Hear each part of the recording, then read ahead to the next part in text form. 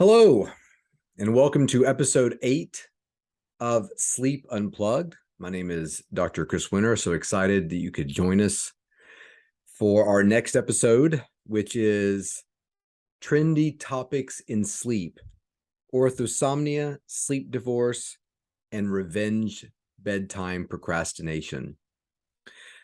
Really happy that you're here with us for this episode. We'll quickly go through a couple things to recap from last episodes. Very quickly, I called at the beginning of our last episode, episode 7. I called it episode 8. This is episode 8. I corrected that later in the episode. Just wanted to make sure that was clear. I also mentioned something in the last episode as I was trying to make a point that we do not talk about narcolepsy enough in the media, that we talk about everything else. And one of the things I mentioned was that we talk about is Waynesboro Man, that I mentioned a Waynesboro man during a sleep study had some sort of indecent sort of situation happen. And I sort of mentioned in passing because I was pulling up sleep articles that were happening. And I was just kind of reading them out. And I feel like this deserves a little bit of follow-up for a couple of reasons. Number one, I mentioned that Waynesboro Man was in Waynesboro, Virginia. He was not. He was in Waynesboro, Pennsylvania. And I'll just kind of let you read up on this. It's a bizarre story about a 78-year-old guy in a hotel who convinced somebody else that he was doing a sleep study in the hotel, didn't have any proof that he was a researcher of any kind, said, "I'll pay you $100 to be in my sleep study." Somebody else agreed to it, allegedly. It involved a lot of alcohol and melatonin. This guy passed out. The 78-year-old guy did something inappropriate with him. When the guy woke up, he figured out that this was not a sleep study, called the police. Like I said, you can read about it. I really thought that this would be that was something related to a real sleep study happening where somebody wandered out of their room not wearing any clothing. If you talk to the amazing sleep techs out there that run sleep studies all across the country, they've got all kinds of crazy stories they can tell you about. So certainly don't want to make fun of anything sort of related to a sexual assault.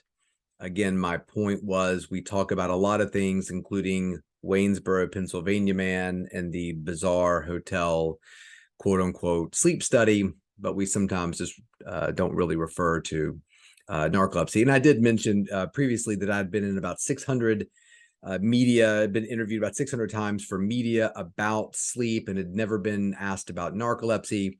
I did a little quick post you can find on Instagram or Twitter that was not entirely true. It was actually 483 articles specifically about sleep.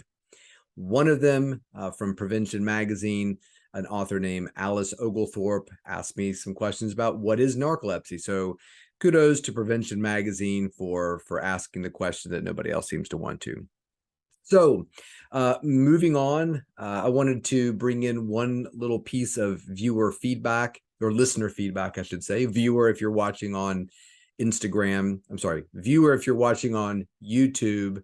If you're following along with a podcast, you would obviously be a listener.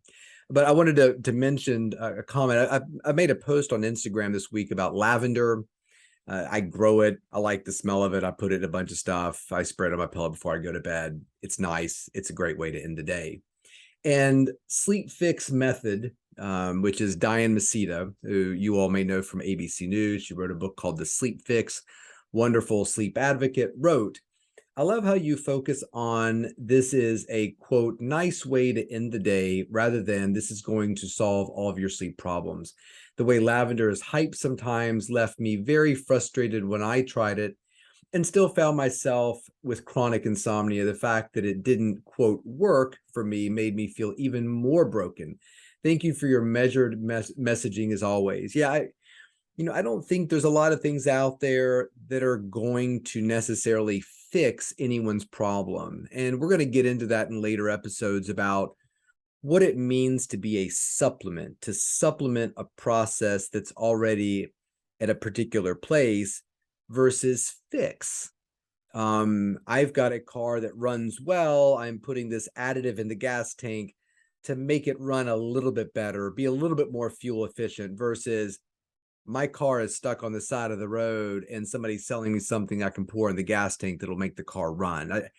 These are two very different things, and something that I talk a lot about with both with patients, but also businesses, that, hey, you don't need to sell this travel pillow, this sleep mask, this cooling bed as something that's going to cure people's sleep problems. You can say that it's going to make you more comfortable. It might enhance your sleep, and all of that's perfectly okay. So we want to be very careful between talking about something that might make things a little bit better, a little bit more comfortable, a little bit more pleasing. I kind of look forward to that smell of lavender when I go to my bed, or if I'm in a weird hotel room, that lavender smell is kind of comforting versus I'm somebody who's struggled with my sleep for 20 years, and you're telling me that if I just spray this on my pillow, I'll be fixed. I think we have to be very careful with that dialogue. So I appreciate the shout out, Diane, and I'm glad you're paying attention, and glad you're a great voice for sleep out there.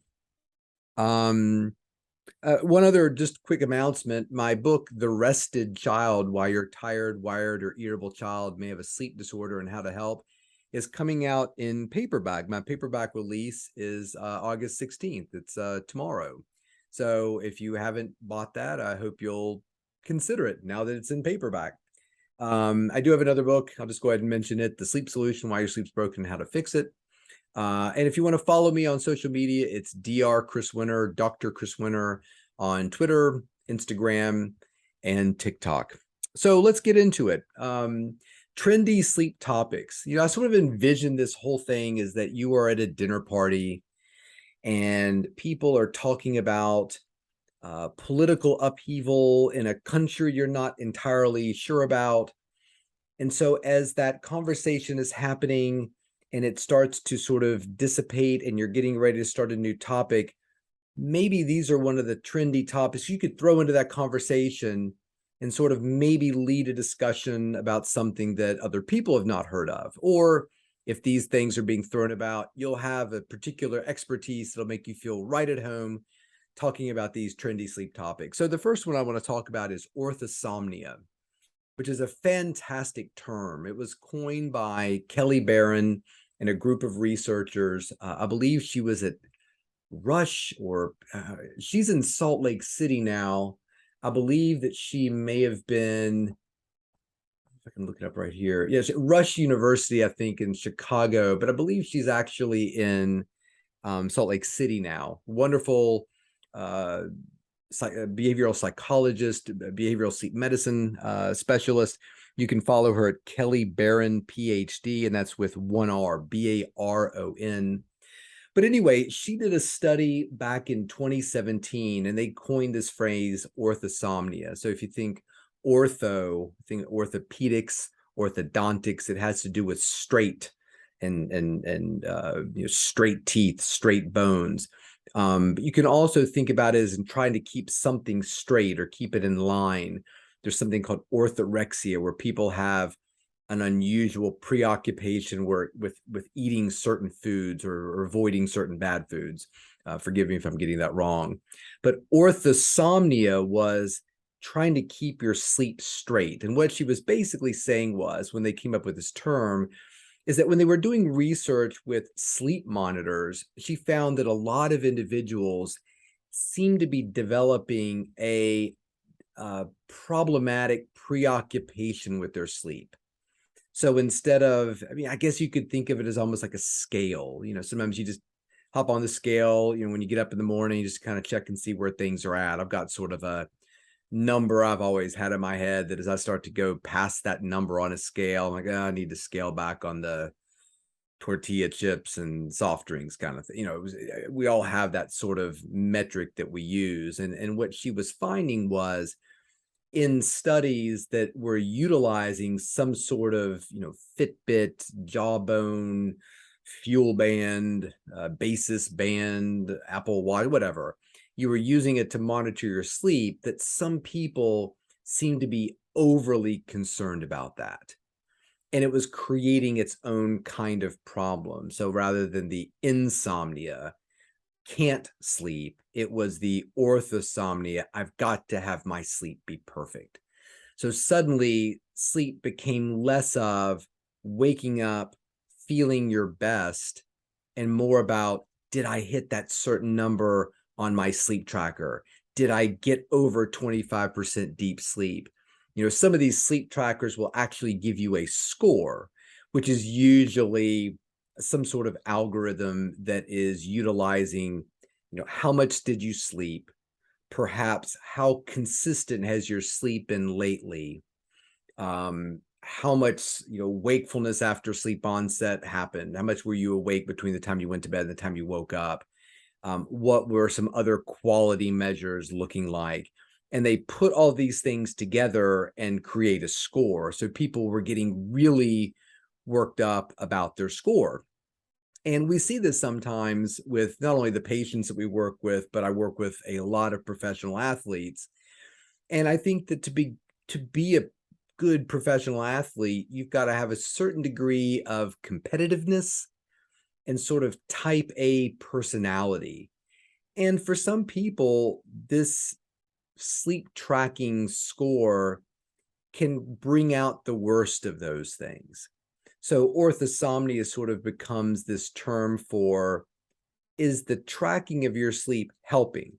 So you sometimes sleep at home, sometimes you sleep at your boyfriend's house. And you've got this inclination that when you sleep at his house, your sleep quality is not quite as good. So you wear the tracker for 2 weeks at home and then 2 weeks when you're staying at his place. And you're noticing, yeah, my scores do seem to indicate that sleeping at his place is not quite as good.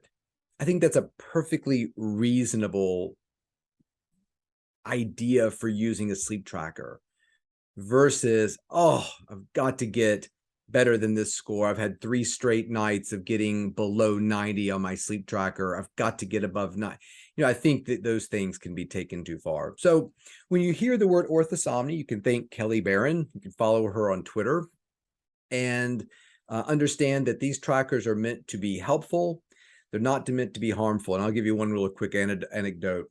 I was working with a professional hockey player one time, and we were talking about this because the team that he played for had made a decision that they wanted to track the sleep of their players. And, he sat down, was talking to me about it, and he said, "Can I ask you a question?" And I said, "Sure." He said, "The sleep tracker," he said, "would it be able to tell somebody that you went to a strip club?" So I said, "No, it would not." Now, if you fell asleep at the strip club, perhaps it would. So let's move on to our second trendy topic, and it kind of has to do with the person tracking their sleep both at their house and at their partner's house, and that is sleep divorce. And I am not a huge fan of this term. I'm a fan of the concept, big fan of the concept, always have been. I hate the term sleep divorce. So what a sleep divorce is when you and your partner have made a decision to no longer cohabitate in the same bed. I like what was it, the Chris Martin and Gwyneth Paltrow, the conscious uncoupling. Was that the term they used when they separated it? It wasn't a divorce. It was sort of a conscious uncoupling. So, something like that would seem, or an unconscious uncoupling, since we're talking about sleep, right? Something like that. I always use the word sleepcation. As silly as that sounded, I always liked talking to patients about, look, you're having some difficulty sleeping with him or her. It's problematic. And so why don't you take a day or two out of the week and make a little sleepcation where you go off to your place and that person goes off to their place and you sleep apart for a night or two and then you come back together. And I always liked that. The way I always sort of framed it was you pick 2 days. It's Tuesday and Thursday or Monday and Thursday, maybe Sunday and Thursday. Let's start Sunday. We'll do Sunday because we want to get the work week off on a good note. And then we'll pick Thursday night, just as another weekday night, so we can end on the work week Friday on a great note as well too. And I always like for patients to call it ahead of time. So it wasn't every night you're kind of looking at your partner like, do we sleep together tonight, or is it a sleepcation night? I can't remember. Like, it's like poker night. I play poker with the guys every second Friday of the month, or whatever. So just like we do insomnia on the Sleep Unplugged podcast, that's the first Monday of every month. It's set. It's a schedule. So I always liked sleepcation. There's another sleep researcher. I'm blanking on her name right now, and she talked about a sleep alliance. And I'll post it in my Twitter. She's a wonderful Instagram follower. I'm just blanking. Myrrh. It's like Sleep Doc Myrrh or something like that. And she said, form a sleep alliance with your partner. I love these positive terms. Hey, listen, I'm looking out for you and you're looking out for me. We're going to do this together. We're not getting divorced. Divorce is permanent. Divorce is bad. Divorce means we got to split up our vinyl collection and fight over that. That's no good. But we want this to be positive. And so, I do think that the other thing that frustrates me sometimes when I read about sleep divorces is one of the partners may really be struggling in the relationship. So I'm sleeping next to this person who snores really loudly, and snoring is a big reason for the sleep divorce. I always hear people talking about it, reading articles. Partner snores and it's keeping you up, and so forget this. We're going to separate rooms. Well, snoring can be a sign of a really serious medical problem. And so the idea that we're not going to solve the problem, we're just going to split up, is kind of weird and sort of negligent in a weird way in some ways. It's sort of like my partner thrashes around, he chokes, he struggles to breathe, and I've found a great solution. I just go somewhere else where I'm not near the near-death experience. So I do think that the conscious uncoupling, the sleepcation, the sleep separation, the divorce, whatever you want to call it, makes sense. But I do think that we want to create a strong willingness to encourage the one partner to maybe get the other partner to find help for their problem. I think that's really important. And, so we've seen, when I was in medical school, the only lecture we got about sleep lasted an hour, and it had to do with sleep apnea and something called REM behavior disorder, when you act out your dreams. And in the video, the guy had acted out a dream of catching a deer, and he was going to beat the deer up for God knows what reason. And he was beating up his wife. It was terrible. He's this little old grandpa who clearly had some sort of Parkinsonism or something of that nature, would probably led to the disorder. So yes, it might be a very good idea for that woman to sleep separate from him. But it might also be a very good idea for that woman and that man to make the decision, we should probably see a doctor because this is scary. I'm thrashing out. I'm feeling like I'm fighting people or fighting animals in my sleep, and I'm punching you, or I'm punching the wall and hurting my hand. So we always want to make efforts, if we can, to encourage people to seek help for their problem and not just run away from the partner, the partner's issues. The other thing I do want to bring up very quickly about the sleep divorce is the idea that everybody has an equal say in this. And as somebody who has talked about sleeping separately because of, the restless leg or the occasional snoring, or when, he drinks heavily, he snores very loudly, but when he doesn't drink, it's fine. So I just tend to sleep in a separate bedroom if he goes to play poker with his friends and has a few drinks or whatever. It's funny how we make the assumption that people can just always choose that. Because I can tell you from my clinic experience, I have mentioned, hey, it sounds like your snoring is really disturbing your wife. So maybe what might help, because your wife has to get up early for work and that snoring can be very problematic to her, is maybe she sleep in a separate bedroom on certain nights.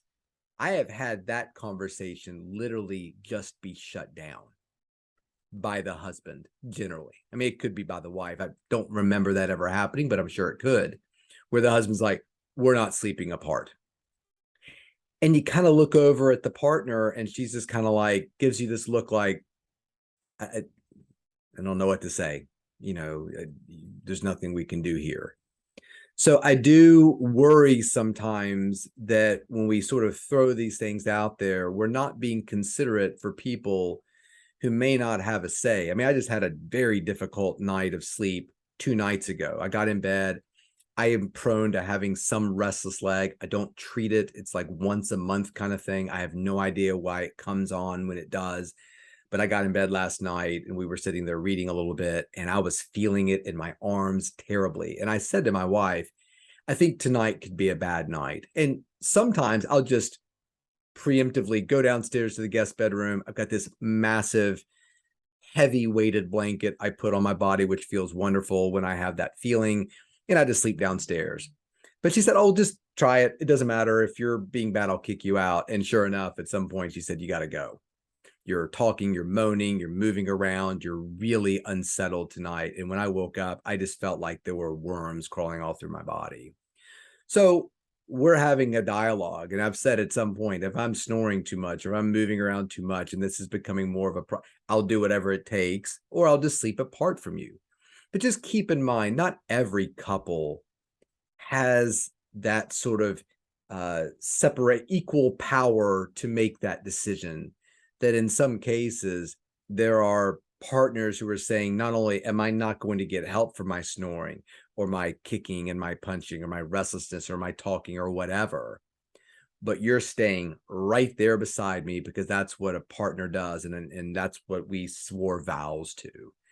And so I think that as providers, we always have to be very careful with that and a little bit cautious. And if you want more information on this, there's a great resource out there.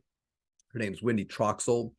She too is a behavioral psychologist, uh, behavioral medicine, sleep medicine specialist, and she wrote a book called Between the Sheets that really explores these relationships of sleep with men and women, which is a really good one to take a look at. And she can follow her too at Wendy Troxel on Twitter. Very, very, very good person out there. So the last trendy topics, we've got orthosomnia down, we've got the sleep divorce down. The last one is the revenge procrastination or the revenge bedtime procrastination. And this is a really interesting one. It was probably, the term was probably coined somewhere in or around 2014, I believe. There was a Dutch study published in Frontiers of Psychology in 2014 called Bedtime Procrastination, Introducing a New Area of Procrastination. And so what's happened in subsequent studies, and there were a couple, was one in 2020, one in 2021, the International Journal of Environmental Research and Public Health looked at an exploratory study on procrastination, bedtime versus while in bed procrastination. So sort of up until that point, we always talked about while in bed procrastination. So you get in bed and then you read and then you're on your phone and then you're texting with your girlfriend and then you do a deep dive into the various members of Journey and how that all kind of came about with that band. You know, just whatever you're doing, and you're kind of pushing off the bedtime, but you're actually in bed. The revenge procrastination came about sort of in the early 2010s with news and sort of documentation of the work week in China being something like a 72-hour work week. Which I can, you know, I was sitting there trying to think about when I was a resident, how many hours we worked. We used to be on call we could be on call every other night. Like when we were in the ICU, we would be on call every other night. I was trying to figure out if we would, I think we far surpassed the 72-hour mark. But so what this came about from was that individuals would work tremendously, get up early, go to work, you get home, get something to eat. And the only time you really had to do anything for yourself was right before you went to bed. So this came sort of the bedtime procrastination, revenge. You're getting revenge against your employer. You're basically saying, aha, you're not going to steal all of my personal life. I will stay up and watch episodes of Alone or whatever show that you're interested in watching right now.